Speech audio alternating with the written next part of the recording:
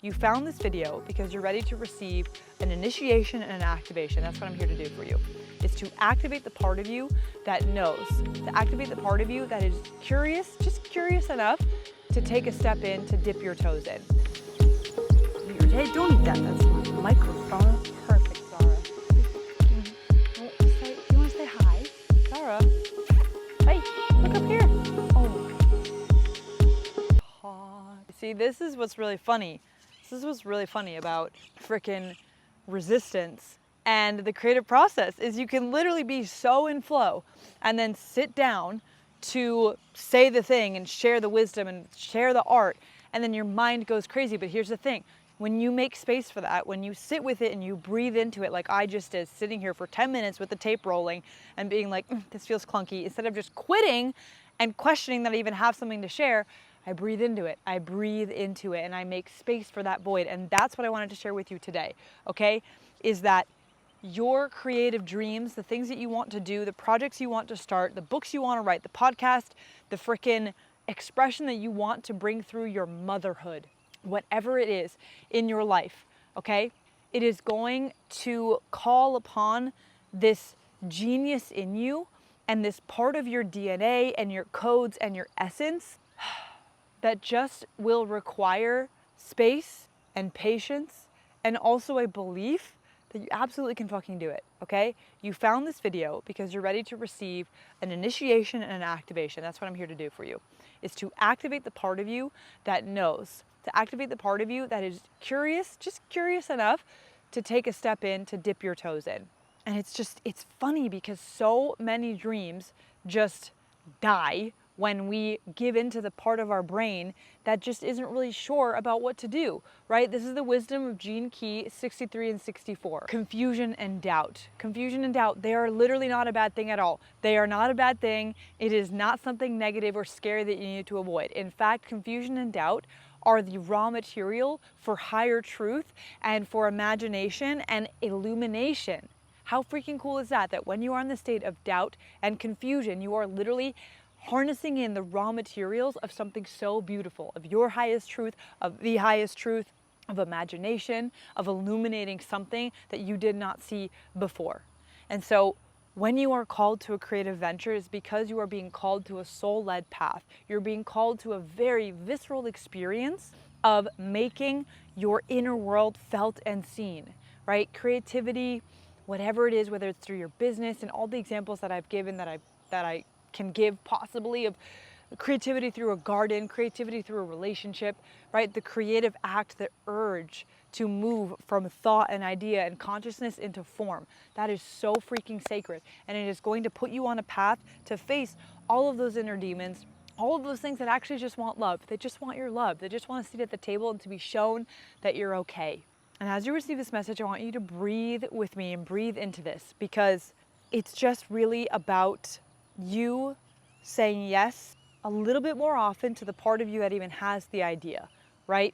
And just sitting with it and breathing into it and being so okay with how the process looks and how it feels. You know, what if that idea that you have, the book you want to write, the freaking music that you want to make, what if that idea is the thing that will put you on this path of remembering your soul essence? And because you're remembering your soul essence, you are uncovering and dusting off all of the crap and all the conditioning, all the layers. And that means it's okay to feel the doubt and the fear. It's okay. It's okay. Those things are going to transmute.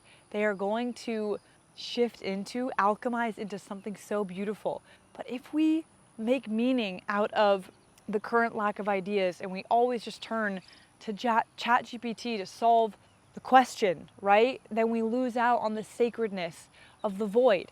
And that's something that's really been coming to me these days, is how important and how sacred and divine that space in between the question and the answer is, right? The question mark that pops into our mind, that comes through the crown, right? That's what the crown center does, is it formulates this inspiration, this curiosity. It comes in through through the crown.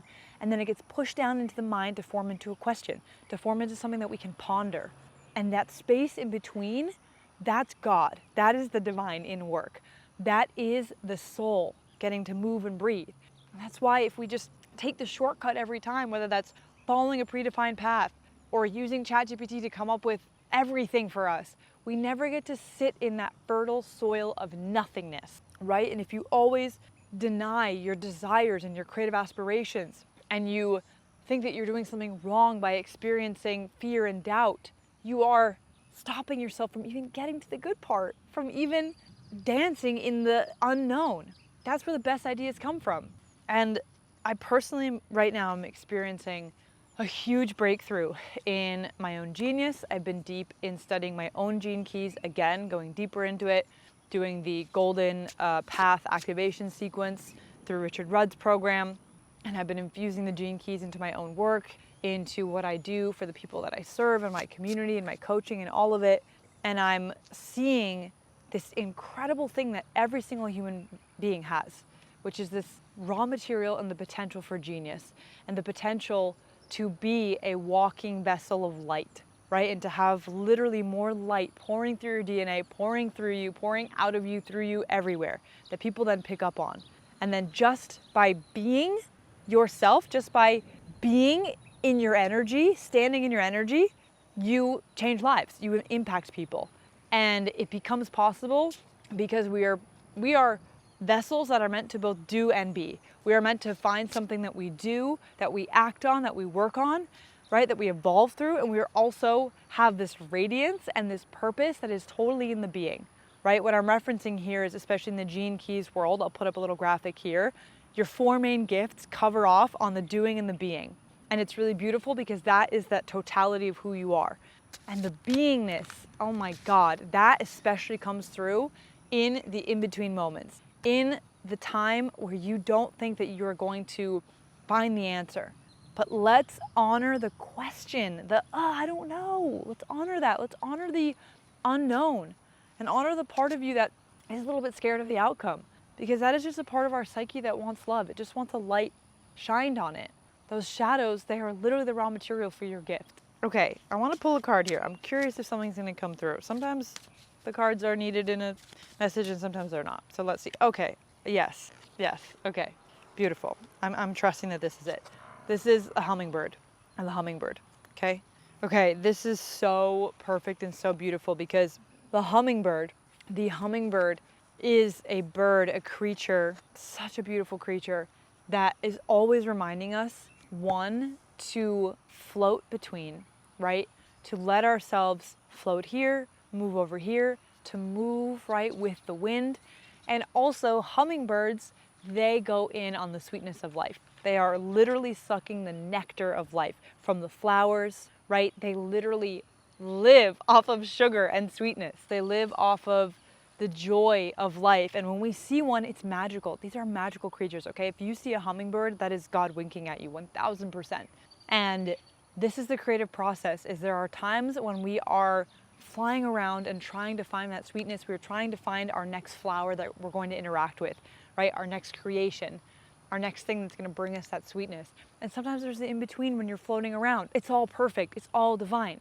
And I think a lot is coming through around resistance because in my own journey, like I've been saying, because I've been expanding and up-leveling my creativity and my genius and my gifts and the way I serve and show up in this world, being okay with that void state and that in-between and almost like the quiet, right? Been spending a lot of mornings just sitting and looking out at my yard and looking at the birds and being with my dog. I've been spending time deep in my studies, right? I'm a 1-4 line in human design, and so I just love going into these rabbit holes. I'm not rushing it. And yes, the hummingbird flies very quickly, but it also has this presence. It trusts that it's going to find its next flower, right? And it's at one with its environment. And resistance is coming up to just invite you to pause and to kind of cultivate that intuitive sense of if you're meant to push through it like a fire. Sometimes it is about pushing through, like going through the fire, right, of the discomfort and sitting down to do the thing anyway. And sometimes it's about sitting with the resistance and asking, what are the stories? What's the identity attached to this, right? What is the not enoughness, the story, the belief about yourself that is blocking you from sitting down or going out into the world? I just want you to know how freaking powerful you are, and the fact that you literally have the entire universe coded into your DNA. You have the entire spectrum of consciousness in your DNA, and you have these gifts, these abilities. You have this consciousness that wants to be seen and felt. It wants to play through you.